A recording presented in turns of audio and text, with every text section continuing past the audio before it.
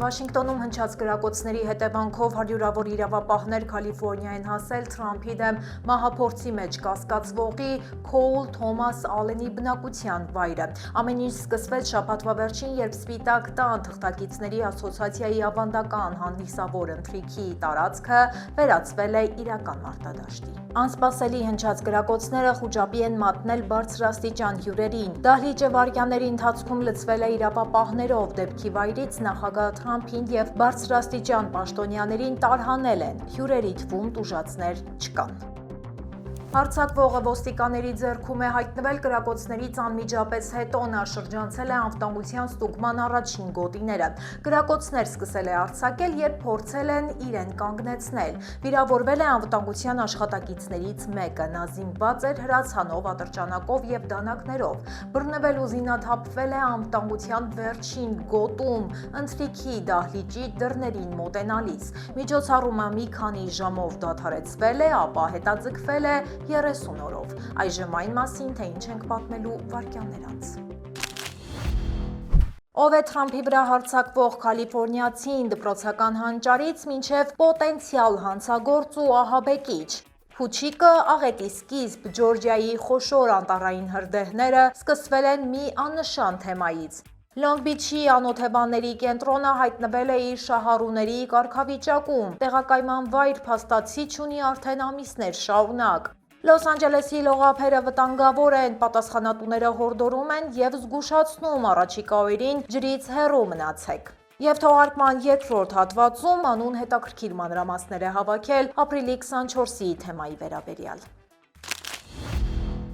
Բարև ձեզ, ես Լենա Կարապետյանն եմ, դուք միացել եք Glendale News-ին, եթե ուզում եք աջակցել մեզ, բաժանորդագրվեք մեր ալիքին եւ իհարկե անպայման լայքեք տեսանյութը, իսկ հիմա անցնենք այսօրվա թեմաներին։ Դպրոցական տարիներին հանճարից աշխարհի թիվ 1 գերտերության նախագահի դեմ մահափորձի հեղինակ։ Այս բարդ ճանապարհն է անցել Թրամփի դեմ հարձակման համար մեղադրվող Լոս Անջելեսի Թորենս քաղաքի բնակիչ 31-ամյա Քոուլ Թոմաս Ալենը։ Աշակերտական եւ ուսանողական տարիներին նրան բնութագրել են որպես գրեթե հանճար, նա նաեւ դասավանդել էր եւ ամիսներ առաջ իր դպրոցում լավագույն ուսուցիչ է ճանաչվել։ Ալենը մասնագիտությամբ խաղերի դիզայներ է, Վաշինգտոն հասել է գնացքով, իսկ ունեցած զենքերը ձեռք է բերել օրինական ճանապարհով։ FBI աշխատակիցները խուզարկություններ են իրականացրել կասկածյալի ծնողների բնակարանում եւ նրա հարևանների տներում, հետազոտել նրա պահվածքը սոցիալական ցանցերում։ Ալենը աչքի է ընկել իր հակակառավարական դիրքորոշմամբ մի շարք հարցերում իր անհամաձայնությունը հայտնել, իսկ դեպքից օրեր առաջ հարազատներին ուղարկած հաղորդագրություններում ակնարկել, որ կարող է ծայրահեղ քայլի դիմել Թրամփի վարչակազմի դեմ։ Նրան մեղադրանք է առաջադրվել զենք կիրառելու եւ պաշտոնյայի վրա հարձակվելու համար։ Ըստ նախնական վարկածի նա գործել է միայնակ, հիմնական, գուցե եւ միակ թիրախը եղել է Թրամփը։ Ապրիլի 24-ին Հայոց ցեղասպանության 111-րդ տարելիցի կապակցությամբ ԱՄՆ-ում ՀՀ դեսպանությունում տեղի է ունեցել Սուրբ նահատակների ոգեկոչման եւ հարգանքի տուրք մատուցելու արարողություն, որին մասնակցել են ԱՄՆ պետքարտուղարի փոխտեղակալը, պետական կառավարման այլ մարմինների, ինչպես նաեւ դիվանագիտական կորպուսի եւ հայ համայնքի ներկայացուցիչներ։ Օրվան նվիրված հիշատակի ու խոնարհումի միջոցառումներ են կազմակերպվել Ամերիկայի հայաշատ բնակավայրերում՝ Լոս Անջելեսում, Գլենդելում, Ֆրեզնոյում, Բոստոնում, Նյու Յորքում։ Ապրիլի 24-ի ամենամարդաշատ միջոցառումներից մեկը կայացել է Մոնտեբելոյի հայոց ցեղասպանության հուշահամալիրում։ Այստեղ ծաղիկներ խոնարհելու էին եկել հազարավոր մարդիկ, ընդ որում ոչ միայն հայեր։ Հիշատակի ու խոնարհումի միջոցառումներին նաև ԱՄՆ իշխանության օրենսդիր ու գործադիր թևերի ներկայացուցիչներ են մասնակցել, վստահեցրել, որ կշարունակեն հայերի կողքին մնալ նրանց արդար պահանջատիրության պայքարում։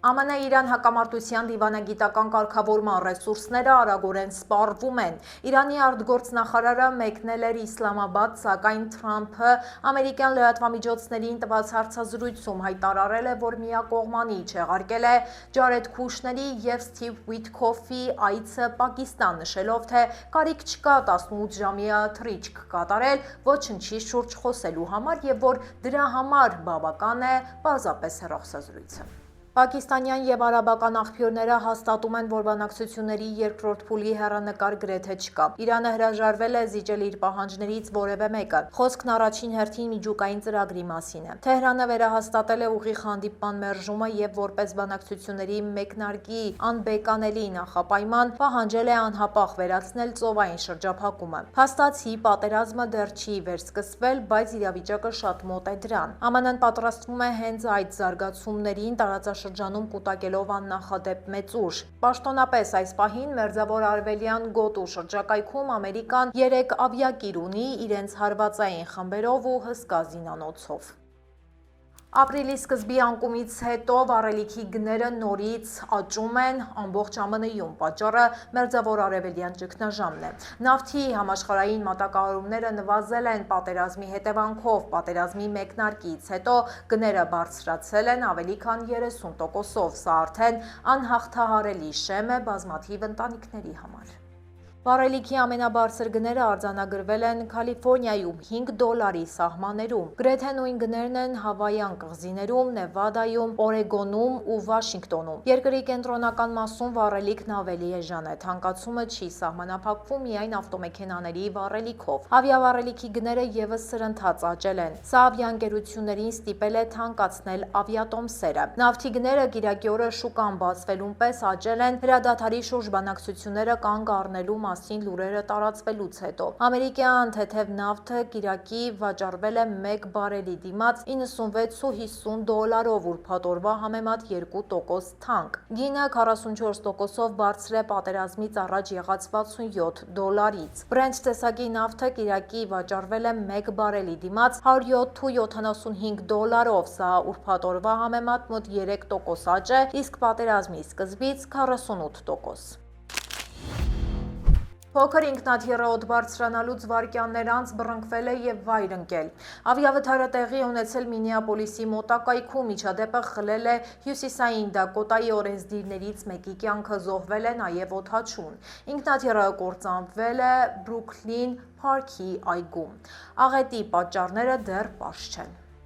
Ինքնաթիռը օդ էր բարձրացել Քրիստալ օդանավակայանից։ ԱՄՆ քաղաքացիական ավիացիայի դաշնային վարչությունը հաստատել է 2 զոհի մասին տեղեկությունները։ Սկսվել է հետաքննություն։ Քննիչները ուսումնասիրում են Beech F-33A ինքնաթիռի բեկորները։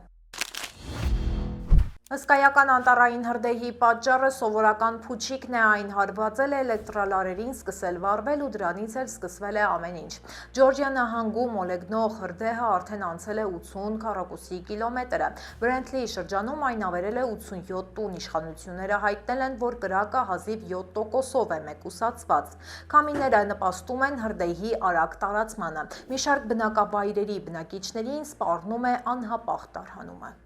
Շրջանի ղեկավարը նշել է, որ հրդեհը գիշերը կրկնակի մեծացել է, նա հավելել է, որ ոմանք հրաժարվել են հեռանալ։ Երկրորդ մեծ հրդեհը գրանցվել է Քլինչ և Էքհոլս շրջաններում, այնտեղ ավերվել է 35 տուն։ Պատճառը եռակցման աշխատանքների ժամանակ թռած կայծերն են։ Հրշեջները Ջորջիայում միաժամանակ պայքարում են հրդեհի ավելի քան 150 օջախի դեմ։ Գիտնականները կրակի պատճառ են համարում երաշտը, քամին ու փոփոխվող կլիման։ Անտառներում կան նաև հելեն փոթորիկից մնացած չոր ծառեր։ Ֆլորիդայում արդեն գրանցվել է 1 հրշեջի մահվան դեպք։ Դեռևս հնարավոր չէ գնահատել հասցված ամբողջ վնասը։ Իրավապահները սպասում են հրդեհի մարմանը։ Շատ քաղաքներում հայտարարված է օդի աղտոտվածության վտանգավոր մակարդակի մասին նախազգուշացում։ Իրավիճակը շարունակում է մնալ խիստ վտանգավոր։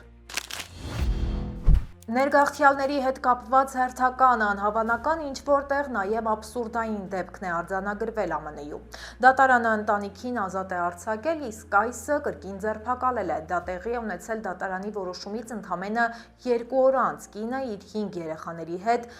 կալանքի տակ էր, նրանք գրեթե 10 ամիս անցկացրել էին Թեքսասի Դիլի կենտրոնում։ Ընտանիքը բնակվում էր Քոլորադո նահանգում, ձերբակալությունը տեղի ունեցել Դենվերում սովորական գրանցման ժամանակ։ Այսը ցանկացել են նրանց արտաքսել, ընտանիքը պետք է թռչեր Միչիգան, ապա անհայտ ուղղությամբ, փաստաբանը շտապ դիմել է դատարան։ Նա հասել է նրան, որ արտաքսումը կասեցվել է, Լին ավելի ուշ գրել է, այսը նոր է ազատ արձակել Էլ Գամալ ընտանիքին։ Փաստաբանը պնդում է, որ կալանքը խախտել է դատարանի հրամանը, սակայն անվտանգության նախարարությունը պաշտպանում է այսի գործողությունները։ Իրավապաշտպանները դա որակել են որպես մարդու իրավունքների կոպիտ խախտում, սակայն իրավիճակը մնում է անփոփոխ, ներգաղթյալների ընտանիքը կալանավորված։ Լոնգ Բիչի գլխավոր սոցիալական կենտրոնը այժմ տեղակայված է վրաններում։ Վերանորոգումը, որը պետք է տևեր 2 շաբաթ, չի ավարտվում ամիսներ շարունակ։ Շենքի տանիքի ու օդափոխության աշխատանքները բացահայտել են նոր վնասներ։ Սա քաղաքի հիմնական օգնության կետն է անօթևանների համար։ Այն ապահովում է բնակարանային աջակցություն և սոցիալական այլ ծառայություններ։ Քաղաքը քննադատության է ենթարկվում ծախսերի և անարդյունավետ վերահսկողության համար։ Վերջին հետաքննությունը բացահայտել է լուրջ հաշվապահական խնդիրներ։ Կասկածներ կան, որ քաղաքը չի ստացել վճարված ծառայությունները։ 2025 թվականին ծախսվել է $29 միլիոն 33 փոքրիկ տների համար։ Դրանք այդպես էլ չեն տեղակայվել հարմար վայր չլինելու պատճառով։ Իսկ կենտրոնի վերականգնման վերջնաժամկետը դեռ մնում է անորոշ։ 2021 թվականից Լոնգ Բիչի ապաստարաններում մահացել է ավելի քան 60 մարդ։ Քաղաքը շարունակում է ներդրումներ անել, սակայն արդյունքները մնում են հարցական։ Անօթևանության մակարդակը Լոնգ Բիչում 2020 թվականից ի վեր աճել է 76%-ով։ Լոս Անջելեսն ունի ավելի ցածր աճի տեմպեր։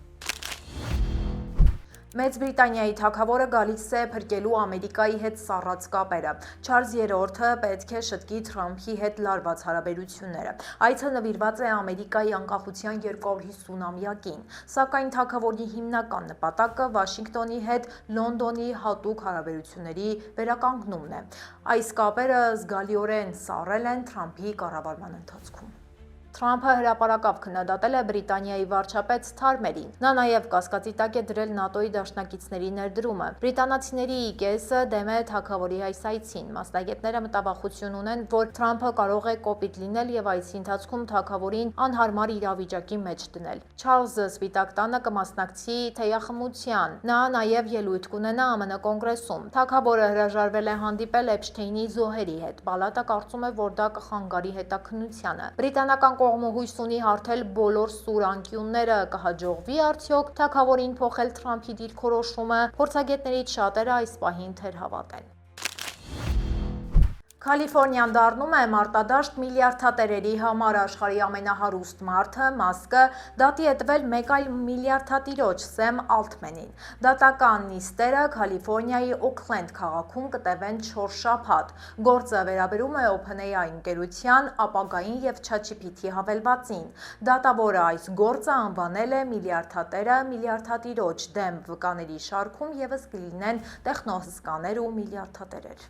Մասկը պնդում է, որ OpenAI-ը ստեղծվել է որպես հանրային գործիք ու այն բիզնեսի փոխակերպելը դավաճանություն է համարում։ Ժամանակին Մասկը եղել է այս նախագծի խոշոր ներդրողներից մեկը, բայց հետո հեռացել է։ Նա պահանջում է շուրջ $134 միլիարդ փոխհատուցում և Ալթմենի հեռացումը աշխատանքից։ Ալթմենը հակադարձում է, որ Մասկը պարզապես վերաշարադրում է պատմությունը։ Դատական նիստերը կանցնեն սովորական ընթացակարգով։ Դատավորը որոշել է չտալ հատուկ արտոնություններ գերհարուստ մասնակիցներին։ Բոլորը դատարան կմտնեն սովորական մուտքով և ստուգումներով։ Այս դատավարությունը կարող է արմատապես փոխել ամբողջ տեխնոլոգիական շուկան։ Այժմ եկեք տեղափոխվենք մեր Facebook-յան էջ, որտեղ ունենք հրապարակումներ, որոնք վստահ եմ կհետաքրքրեն ձեզ։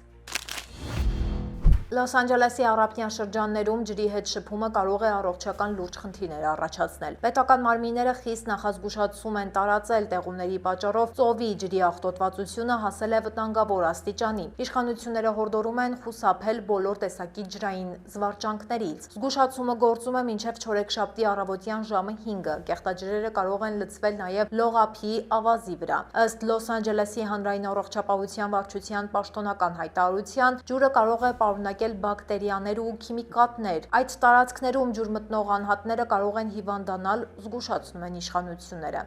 Էլեկտրական հեծանիվը դարձել է մահվան պատճառ, 13-ամյա դեռահասը մահացել է գնացքի հարվածից, ողբերգությունը տեղի ունեցել Սիմի Վելիում երկաթուղային անցումի մոտ։ Դեռահասը եղել է Սիմի Վելիի միացյալ դպրոցական շրջանի աշակերտ, տղան ընթացել է մայթով։ Նախնական տվյալներով հեծանվորդը չի հասցրել կանգ առնել, գնացքը հարվածել է նրան անցման վրա։ Շտապօգնության աշխատակիցները փորձել են փրկել տղայի կյանքը, սակայն ստացած վնասվածքները եղել են անհամատեղելի կյանքի հետ։ Աշակերտները փրկել են վարորդին ու իրենց ընկերներին։ Վարորդը ուշագնաց է եղել ավտոբուսի ընթացքի ժամանակ, դեպքը տեղի ունեցել Միսիսիպիի մայրուղում։ Դպրոցական ավտոբուսում եղել է 40 երեխա, 46-ամյա վարորդ Լիա Թեյլորը ասթմայի նոպա է ունեցել։ Նա կորցրել է գիտակցությունը նախքան դեղորայք հասցնելը։ Ավտոբուսը սկսել է շեղվել երթևեկելի գոտուց, երեխաներն անմիջապես անցել են գործի։ 12-ամյա Ջեքսոնն է նկատել վտանգը, նա նստած է եղել վարորդի հետևում, տղան ցատկել է դեպի ղեկն ու ուղղել այն։ Մեկ այլ աշակերտ Քլարկը սեղմել է արգելակը։ Նրանք միասին ավտոբուսը կանգնեցրել են ճանապարհի եզրին, իսկ մյուս աշակերտները զանգահարել են շտապօգնություն։ Երեխաները նաև առաջին օգնություն են ցուցաբերել վարորդին, նա ապաքինվել է մինչև բժիշկների ժամանումը։ Ամերիկյան դատարանները արդեն բազմիցս ճանաչել են Հայոց ցեղասպանության փաստը։ Քանի մարդ է փոխհատուցում ստացել, ովքեր են դատարանում մեղավոր ճանաչվածները, որքան է կազմում փոխհատուցման ընդհանուր չափը մինչև 2025 թվականը։ Մանու Հարությունյանը այսօր պատմելու է հենց այդ մասին։ Պարզապես ասեմ, որ Կալիֆոռնիան այս առումով չեմպիոն է ոչ միայն ԱՄՆ-ի, այլև ամբողջ աշխարհի մասշտաբներով։ Ես ձեզ հրաժեշտ եմ տալիս, իսկ դուք շարունակեք հետևել Մանուին։ Ինչու է կարևոր հայոց ցեղասպանության ճանաչումը եւ ինչ հետևանքներ կարող է այն ունենալ։ Բարև ձեզ։ Ապրիլյան այս օրերին շատ խոսվեց ցեղասպանության ճանաչման պահանջի մասին։ Դա միայն բարոյական խնդիր չէ, այն նաեւ նյութական հետևանքներ է ենթադրում։ Այսօր խոսելու եմ թեմայի հենց նյութական կողմի մասին։ Խոսքը տարբեր գնահատականներով 100-ից 120 միլիարդից մինչև 1 տրիլիոն դոլարի հասնող նյութական արժեքների մասին է։ Նախկին Օսմանյան Թուրքիայում մնացած հայկական գույքն ու հարստությունը իսկապես հսկայական է։ Այն ներառում էր 100 հազարավոր տներ, գործարաններ, հողեր, եկեղեցիներ ու դպրոցներ։ Այսօր այդ հողերի մի մասի վրա մնում են պատմական շենքերը։ Մյուս դեպքերում դրանց վրա նոր թաղամասեր են կառուցվել, անգամ օդանավակայաններ։ Ի դեպ, նշանավոր Ինջիրլիքի օդանավակայանի տարածքը ևս նախկինում հայերին է պատկանել։ Ցեղասպանությունից փրկվածների ժառանգները այսօր փորձում են փոխհատուցում ստանալ իրենց նախնիների կորցրած գույքի համար։ Հազարավորներն արդեն հաջողության են հասել, Կալիֆոռնիան դարձել է այս պայքարի գլխավոր կենտրոնը։ Փոխհատուցման առաջին դեպքը կապված էր New York Life ապահովագրական ընկերության հետ։ Այս ընկերությունը հայերին կյանքի ապահովագրության պոլիսներ էր վաճառել Օսմանյան կայսրությունում։ Ժառանգները դատարան դիմեցին Կալիֆոռնիայում։ Գործը դարձավ պատմական նախադեպ։ Այն ցույց տվեց, որ հնարավոր է արդարության հասնել։ New York Life ընկերությունը 2004 թվականին համաձայնեց վճարել $20 միլիոն։ Գործը քննվել է Լոս Անջելեսի դաշնային դատարանում։ Դա ավելի քան 2400 չվճարված պոլիսների համար փողը բաշխվեց ժառանգներին եւ հայկական 9 կազմակերպություններին։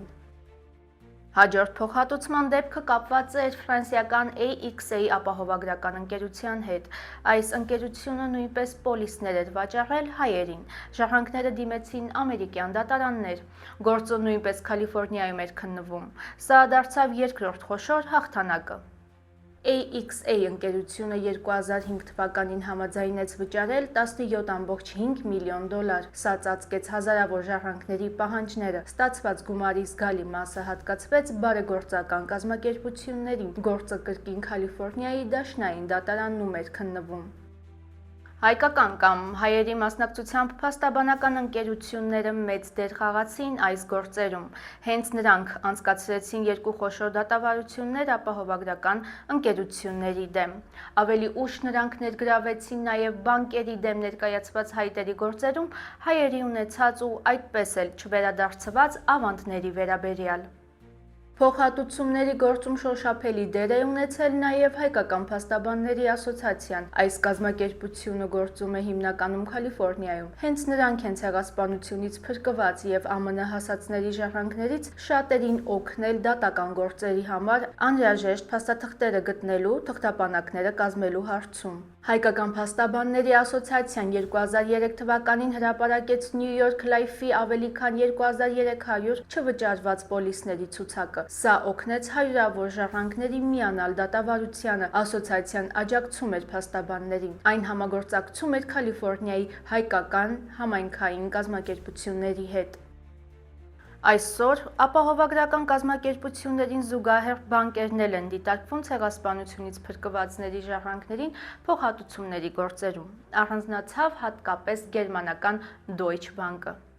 Ավանդների ու ակտիվների զգալի մասը հենց Deutsche Bank-ից է պահանջվում։ Գործը դատարան է ներկայացվել Կալիֆոռնիայում 2006 թվականին։ Ժառանգները պահանջում են ոսկի, կանխիկ եւ այլ ակտիվներ, որոնք խլվել են ցեղասպանության ժամանակ։ ԱՄՆ-ում հայերի փոխհատուցումների գործերը շարունակվում են։ Առ այսօր շահված երկու ամենախոշոր գործերի արդյունքում ստացվել է մոտ 37.5 միլիոն դոլար մինչև 2025 թվականը։ Այս հաղթանակները նոր հույս են տալիս ցեղասպանությունից փրկվածների ժառանգներին։ Պայքարը շարունակվում է։ Կալիֆոռնիան մնում է այդ պայքարի ամենակարևոր հարթակներից մեկը։ Այսօրվա համար պատրաստել էինք այսքանը։ Եթե դեռ չեք հասցրել դիտել մեր նախորդ թողարկումը, ապա կարող եք անցնել հենց այս հողումով։ Կհանդիպենք վաղը ժամը 5-ին։ Հաջողություն։